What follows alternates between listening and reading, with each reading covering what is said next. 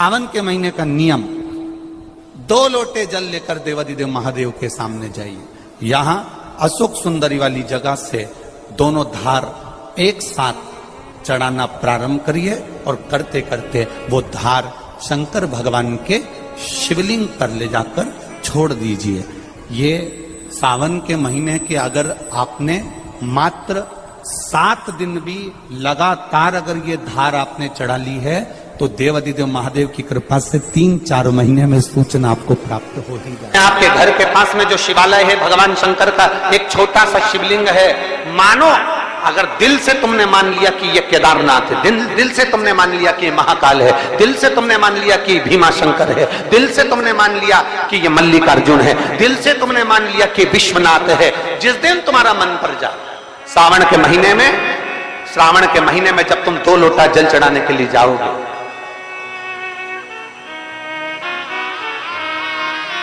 श्रावण के महीने में जब तुम 2 लोटा जल चढ़ाने के लिए जाओगे और 2 लोटा जल तब तुम अपने हाथ में लेकर चढ़ाओगे, जिस दिन तुम्हारा चित्त में मन में आ जाए कि आज मैं विश्वनाथ नहीं गई हूं, मैं सावन के महीने में मैंने विश्वनाथ का दर्शन नहीं करा है, सावन के महीने में मैं काशी नहीं गई, सावन के महीने में मैं गंगा के घाट पर नहीं गई, जिस दिन सावन के महीने में तुम्हारे मन में आ जाए 2 लोटा जल लिया, शंकर जी को चढ़ाते हुए अपने मन में विचार कर लिया कि मेरे विश्वनाथ, मैं तुम्हारे दरवाजे तो नहीं आ सकी, पर मेरे जल में अगर बल होगा तो इस जल को आप वहां से यहां आकर स्वीकार कर लोगे। वो विश्वनाथ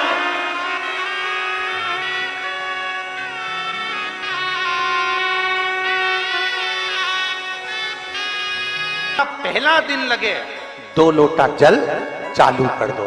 श्रावण के पूरे महीने 2 लोटा जल अपने घर से लेकर जाओ और अपने घर से जब जल लेकर जाओ तो ये विचार कर कर जाना, आज मैं शिव को काशी में, आज मैं शिव को केदार में, आज शिव को अमरनाथ में, आज शिव को भीमा शंकर में, आज शिव को मल्लिकार्जुन में। और फिर निवेदन करूंगा, जिस बहन को 19 और 20 साल तक भी औलाद नहीं हुई हो तो कृष्णेश्वर महादेव का नाम लेकर 2 लोटा जल तुम्बकेश्वर महादेव का नाम लेकर चढ़ा कर देखना, सावन के बाद में बाबा संतान जरूर देगा, झोली जरूर भरेगा।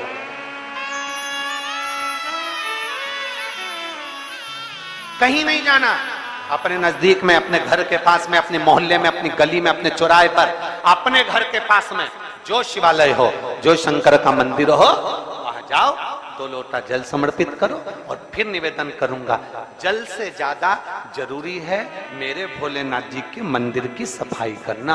अब कीचड़ चालू हो जाएगा, पानी चालू हो जाएगा, सावन का महीना चालू हो जाएगा, अपने साथ एक कपड़ा लेकर जाओ, बाबा के मंदिर को पूरा साफ कर कर, बाबा के शिवलिंग का स्नान कर कर, बेलपत्र निर्माल्य जितना पड़ा है उसको उठाकर कहीं विसर्जन के लिए, किसी नदी तालाब बावड़ी में नहीं, किसी कुएं में नहीं, निर्माल्य तालाब में, नदियों में, बावड़ी में डालने के बाद वो निर्माल्य सड़ता रहता है, नदी नाले का पानी सूखता रहता है, उसमें कीचड़ इकट्ठा हो जाता है। उस निर्माल्य को इकट्ठा करो, गाड़ी में भरो, किसी एक खड्डा खोदकर वहां दबाकर उसकी खाद तैयार करो और बाद में बेलपत्री के वृक्ष के नीचे उसको डालते रहो। पर ध्यान रखना कि निर्माल्य हमें नदी तालाब बावड़ी कुएं में नहीं डालना, महादेव से कहना नहीं आता। तब हम क्या करें? तो शिव महापुराण की कथा बड़ा सुंदर बात कहती है कि जीवन में कितनी भी तकलीफ हो, कितना भी कष्ट हो, कितना भी दुख हो, जब हम एक बेलपत्र लेकर भगवान शिव को समर्पित करने के लिए जाते हैं और दिल से, हृदय से, भाव से जब एक बेलपत्र समर्पित करते हैं और 1 लोटा जल अशोक सुंदरी पर चढ़ाने के बाद हम देवादिदेव महादेव को जब समर्पित करते हैं तो ये निश्चित है हमारे दुख, हमारी तकलीफ, हमारे कष्ट को मेरा शंभू काटता जरूर है, ये निश्चित था। बोल बम का नारा है, जरा जम के, बोल बम का नारा है, सारी समस्या का हल। जब हमारे भीतर कोई तकलीफ होती है, हमारे भीतर जब कोई कष्ट होता है, हमारे भीतर जब कोई दर्द होता है, हमारे भीतर जब कोई दुख होता है, तब हम देवादिदेव महादेव को 1 लोटा जल समर्पित कर कर अपने हृदय की बात भगवान शिव से जरूर करते हैं। जरूर थोड़ी सी भी विषम परिस्थिति चल रही है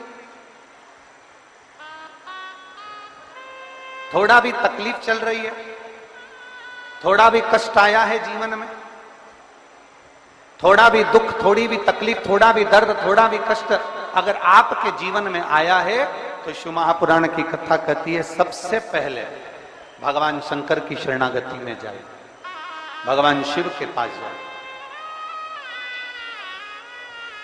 सबसे पहले भगवान शिव के पास पहुंचे और भगवान शंकर के पास जाकर अपने हृदय से, अपने दिल से, अपने मन से, अपने भाव से भगवान शिव को अपने मन की बात देवादिदेव महादेव को कहना प्रारंभ।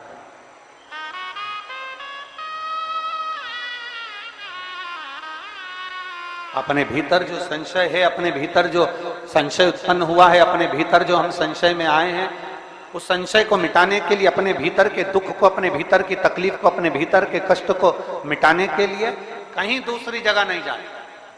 शिव महापुराण की कथा कहती है अगर जीवन में दुख भी आया है, तकलीफ भी आई है, कष्ट भी आया है, पड़ोसी के यहाँ रिश्तेदारों को, नातेदारों को, कुटुंब को, कबीले को जाकर कहोगे, वो दुख मिटने वाला नहीं, वो संशय समाप्त होने वाला नहीं, वो तकलीफ समाप्त होने वाली नहीं,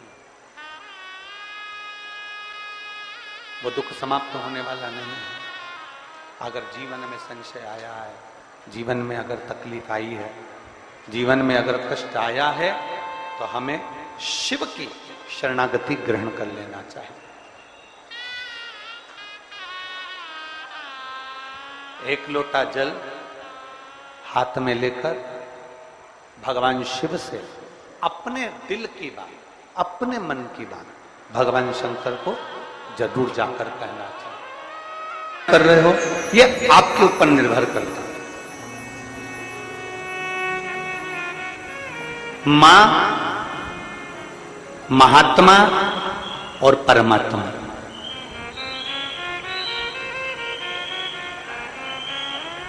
एक मां, दूसरे नंबर पर महात्मा और तीसरे नंबर पर जम के बोलो जरा, अच्छे जम के बोलो, परमात्मा।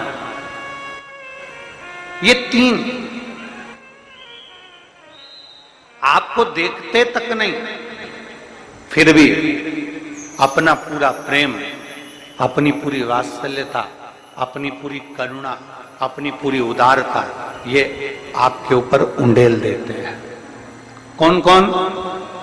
जम के बोलो जरा। पहले नंबर पर आवाज नहीं आई, जम के जरा।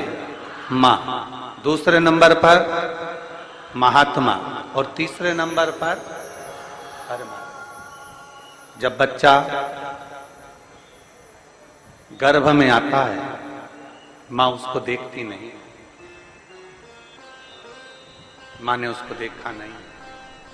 जब बच्चा गर्भ में आया, जब बच्चा गर्भ में पहुंचा तो मां ने उसको देखा नहीं, मां उसको देखी नहीं। बच्चा जब गर्भ में आता है तो मां ने उसको देखा नहीं होता है, बच्चा जब गर्भ में आता है तो मां उसको निहारी नहीं होती है, पर मां अपनी पूरी करुणा, अपनी पूरी उदारता, अपनी पूरी वात्सल्यता, अपना पूरा प्रेम मां उस बच्चे को दे देती है। पूरी करुणा दे दी मां ने, पूरी ये हैं शंकर के भक्त, ओघड़दानी के भक्त, शंभू के भक्त, त्रिकालदर्शी कैलाशी के भक्त।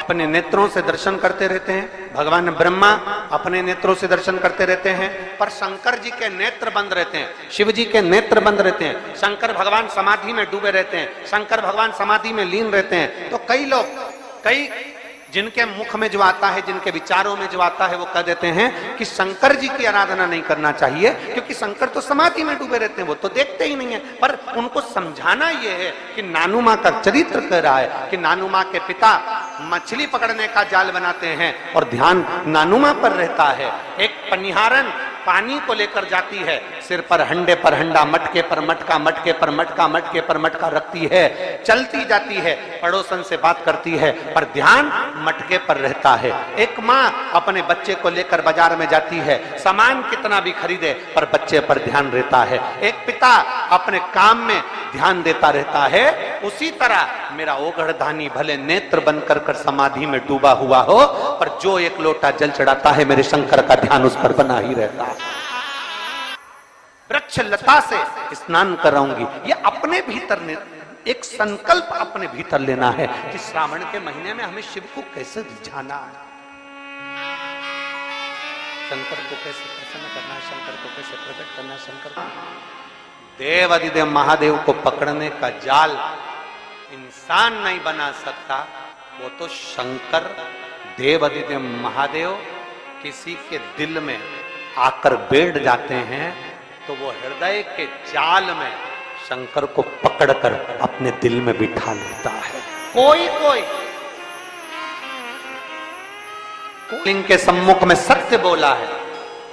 घर में जब शुभ आयोजन होगा, घर में जब शुभ शकुन होगा, घर में जब शुभ कार्य किया जाएगा, घर में जब वंश की वृद्धि हो रही होगी, घर में कोई नया मेहमान आ रहा होगा, घर में कोई आतिथ्य हो रहा होगा, कोई नया मुहूर्त हो रहा होगा, तब हे नारायण आप सत्य बोले हो, इसलिए आपकी पवित्र पूजन प्रत्येक घर में पूर्णिमा, अमावस्या, एकादशी, द्वादशी, संक्रांति आदि का दिन आपके इस स्वरूप की पूजन पूरा ब्रह्मांड करेगा और आपको लोग सत्यनारायण भगवान के नाम से पुकारेंगे।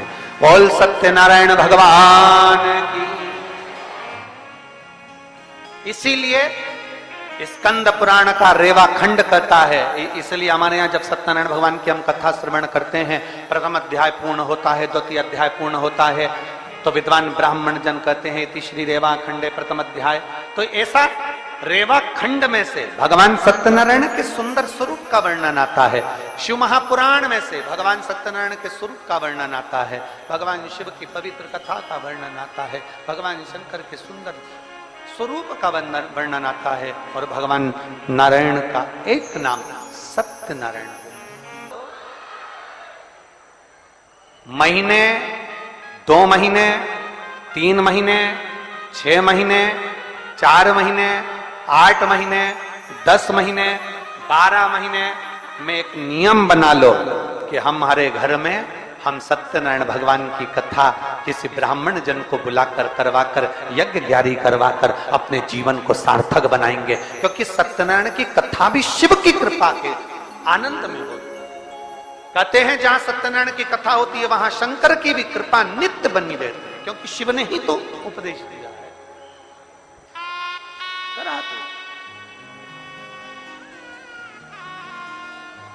हमारे यहाँ तो माताएं बड़ा सुंदर सुंदर भजन भी गाती हैं, सत्यनारायण पर चढ़ेगा पर शिव पर कभी नहीं चढ़ेगा, कभी नहीं।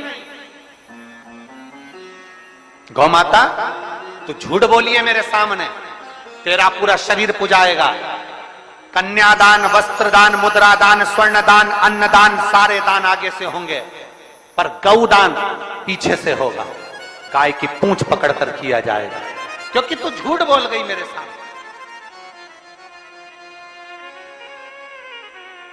सारे देवताओं की परिक्रमा आगे से, पर गौ माता की परिक्रमा पीछे से होगी। गाय की परिक्रमा आगे से नहीं होती, पीछे से चालू होकर पीछे विराम होता। तू झूठ बोल गई मेरे सामने। गौ माता तू जगत की मां कहलाती है, गाय माता भी कहती है मुझे क्षमा कर, मेरे मुख से झूठ निकल गया। केतकी का फूल कहता है क्षमा करिए, मेरे मुख से झूठ निकल गया। ब्रह्मा जी क्षमा नहीं मांगते, क्षमा नहीं। ब्रह्मदेव कह रहे हैं कि आकाशवाणी झूठी है, आकाशवाणी झूठी।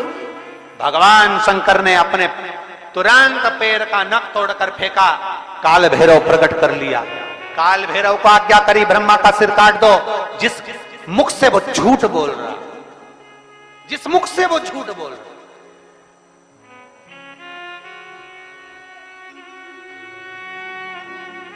ब्रह्मा जी के सम्मुख में काल भैरव प्रकट हो गए।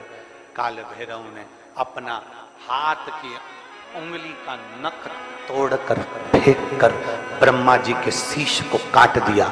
कटा हुआ सिर लुढ़कता लुढ़कता गया, उनके रक्त निकलता